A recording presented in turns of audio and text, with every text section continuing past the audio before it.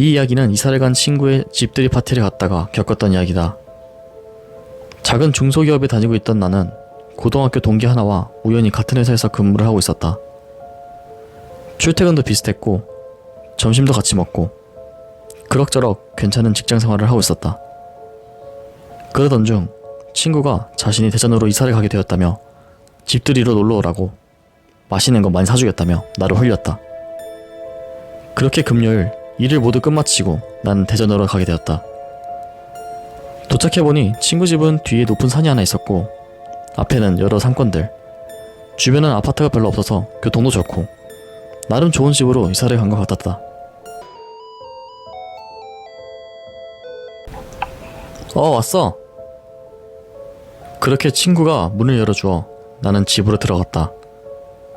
술을 좋아하지 않았던 우리는 콜라를 한 잔 들이키며 그동안 못했던 이야기들을 나눴다. 야, 너 그때 고등학교 교생쌤 좋아했잖아. 요즘 학교 안 찾아가냐? 야, 언제적 이야기를. 야, 근데 남자친구 있겠지? 별 시덥지 않은 이야기를 많이 하다 보니 시간이 어느덧 새벽 3시. 갑자기 친구가 겉옷을 입더니 나에게 말하였다. 야, 내가 좋은 곳 구경시켜줄게. 가자. 그렇게 재밌는 일이 있나 싶어 옷을 입었다. 그리곤 친구의 차를 타고 어디론가 가게 되었다. 이동하면서 친구는 갑자기 분위기를 잡더니 나에게 말하였다. 야, 너 TV에 심야계 담에서 나온 식장산 사연 아냐? 우리 지금 거기 간다. 야, 씨, 좋은데? 야, 빨리 가자, 빨리. 야, 반응이 뭐 이래? 야, 그것도 맞긴 한데, 야, 사실 식장산 여기는 전망이 진짜 죽여주거든? 한번 갔다 오자 싶어서. 친구는 내가 놀라지 않은 것 같아 조금 언짢은 말투였지만 나는 오히려 흥미진진하였다. 그렇게 식장산 입구로 들어가는 게이트 문에 어느덧 도착하였다. 주변은 아무것도 보이지 않았고 그저 어둠뿐이었다. 친구는 군침을 삼키며 나에게 말하였다.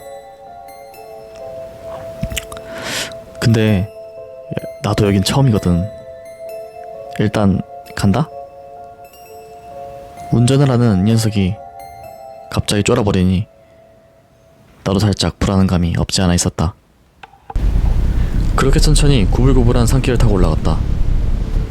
내비게이션 없이도 길이 갈라지지 않아 잘 가고 있었지만 길이 좁을 뿐더러 고라니 같은 야생동물들도 보이고 중요한 것은 위에서 차가 내려오면 어떻게 해야 할지까지 고려할 것이 너무 많았다. 특히 우리가 올라가는 길에는 비가 와서 더욱 음침했고 길 중간중간에 뜬금없는 공중 화장실과 컨테이너 길 등 등골이 오싹하게 할 만한 것들이 내 피부를 자극했다. 그렇게 올라가다 보니 다행히도 우리는 내려오는 차 없이 식장산 주차장에 도착하였다. 주위를 둘러보니 차는 아예 없었다. 야, 그래도 차도 없고 좋다. 그러나 내려보니 정상을 부르면 더 높은 곳까지 가야만 했다. 야, 여기 높은 거 아니냐? 그냥 속은셈 치고 따라와봐. 그렇게 관리사무소 같은 건물을 지나 위로 올라갔다.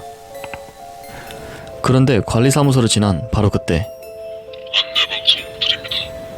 식장산 갑자기 일본 공포영화에서 나올 것만 같은 방송 알림음과 무서운 여자 목소리로 안내방송을 하기 시작하였다. 둘 다 화르짝 놀라 뒤를 쳐다보았다. 아, 깜짝아.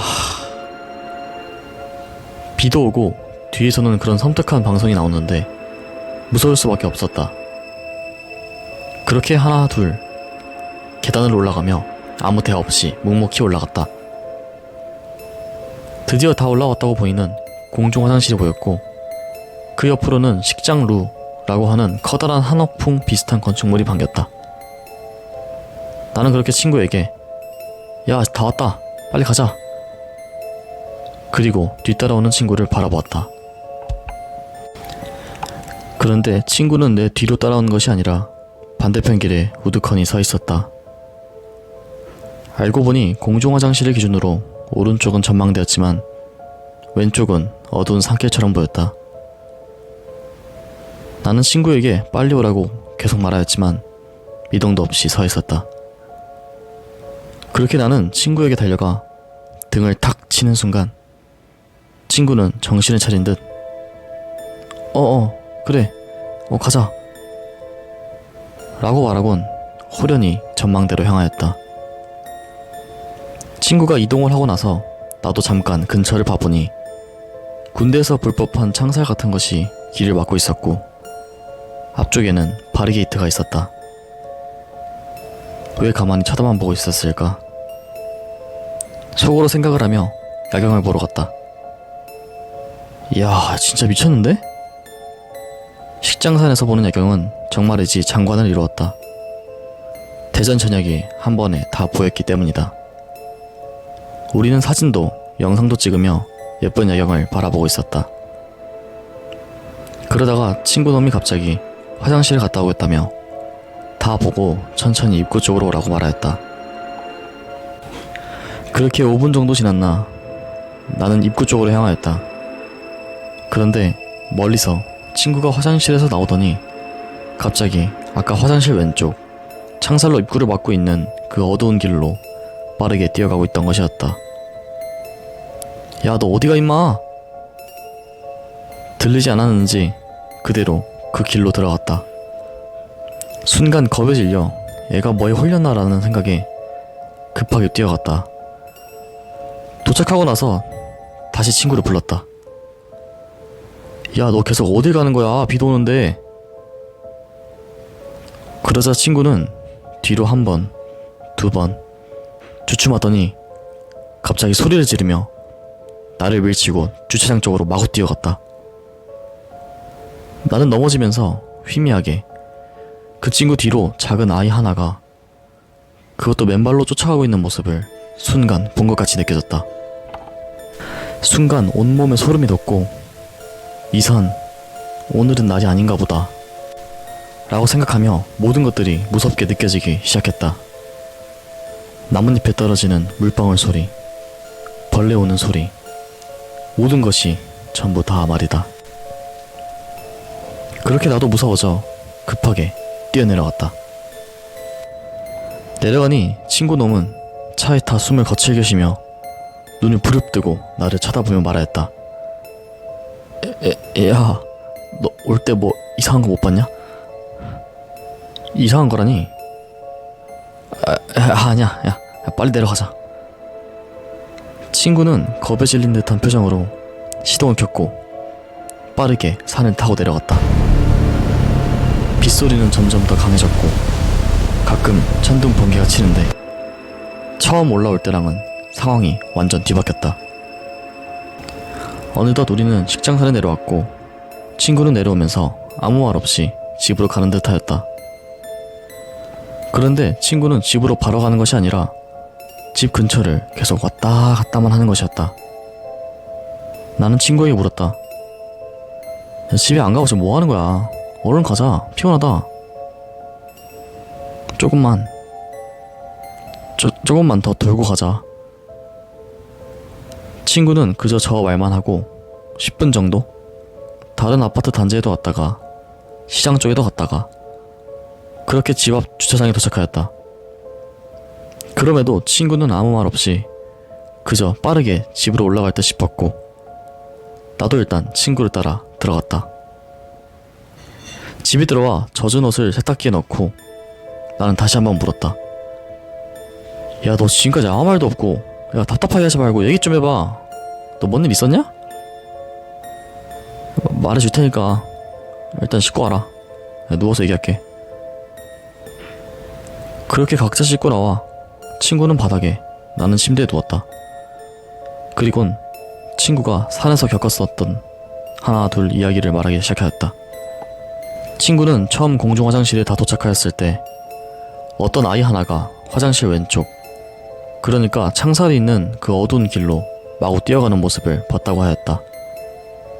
그런데 내가 그것을 무시하고 바로 전망대 쪽으로 향하자 친구는 걱정이 되었는지 그 아이가 간 곳 입구에서 아이를 불렀다고 하였다.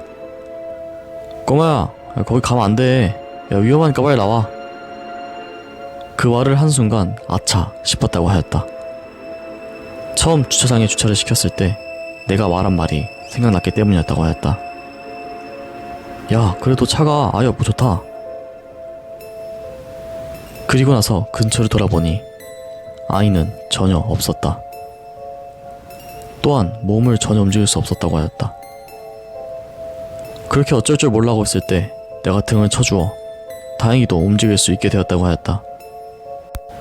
그리고 나와 함께 전망을 바라보다가 급하게 화장실에 갔고 문을 열고 나오자 아까 올라올 때 봤던 그 아이가 다시 그 어두운 길로 뛰어가는 것을 보았다고 하였다. 친구는 저게 귀신인 건가 싶어 무서웠지만 정체가 궁금하여 빠르게 뛰어갔다고 하였다. 그 길로 들어가니 하얀 원피스를 입고 있는 한 여자아이가 있었다고 하였다. 바리게이트 뒤에서 창살을 잡고 한쪽 방향으로 고개를 꺾은 채 친구를 쳐다보고 있었다고 말하였다. 주춤하고 있을 바로 그때 그 아이가 철창을 뚫고 빠르게 자신에게 뛰어왔다고 말하였다. 그렇게 친구가 도망갈 때 앞에 내가 서 있었고 어쩔 수 없이 밀치고 빠르게 뛰어 내려갔다고 말하였다. 내려가는 중 그 아이가 쫓아오는가 싶어 뒤를 돌아보니 여전히 기괴한 웃음소리를 내며 빠르게 뛰어내려오고 있었다고 하였다.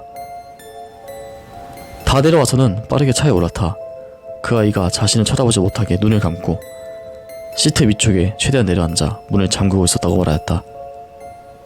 그리고 얼마 지나지 않아 내가 내려오는 것을 보며 문을 열었고 불길한 느낌에 빠르게 내려갔던 것이었다고 말하였다.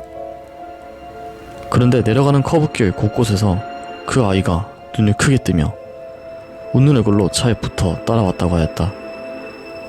자신을 쳐다보는 것에 무서움을 느껴 아무 말도 못하였던 것이었고 커브를 돌고 어느 정도 갔다 싶으면 다시 그 아이가 나타나 자신을 쳐다보고 있었다고 하였다. 그리고 식장산에 내려왔을 때도 그 아이는 사라지지 않고 차 창문에 붙어 계속 쳐다보고 있었다고 하였다. 그때 어디선가 들었던 것이 생각났다고 말하였다. 밖에서 귀신이 자신에게 붙었을 때는 바로 집으로 가지 말고 어디든 들렀다가 집으로 가야 한다고. 그래야 그 귀신이 그쪽에 붙는다고. 그러한 이야기가 생각나 주변 상가나 다른 아파트 주차장에 들렀다고 말하였다. 그래도 찝찝하여 집으로 빨리 올라갔다고 말하였다. 이야기가 끝나자 방안은 정막에 휩싸였다. 그저 피부에 털끝이 곤두섰고 무서워 아무 말도 할 수 없었다. 말없이 10분 정도가 지난 듯 하자 친구는 이불을 머리끝까지 덮어쓰고 잠에 들었다. 그 이야기를 듣고 나 또한 무서움에 잠을 설쳐 잠을 잘 수 없다가 어느 순간 깊게 잠들었다.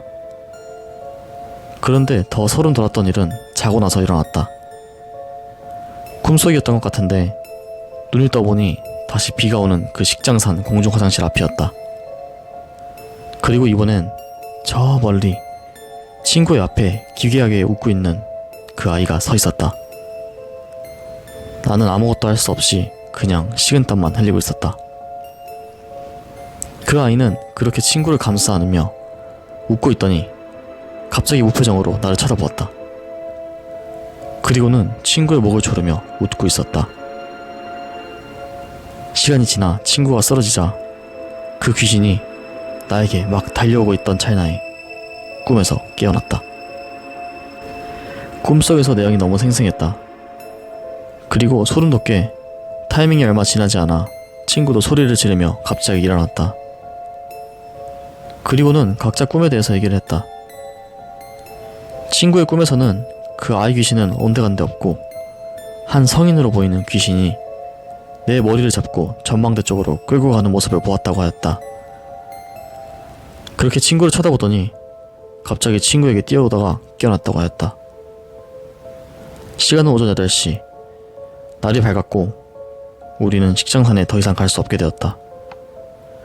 인터넷에 떠돌고 있는 귀신과는 전혀 다른 느낌의 귀신이라 더 소름이 돋았던 것 같다. 산에는 귀신이 참 많다고들 하는데 너무 무서웠던 경험이었다. 글을 듣고 있는 시청자분들도 어디를 가든 야산을 조심하길 바란다. 이야기는 여기까지입니다. 들어주셔서 감사합니다.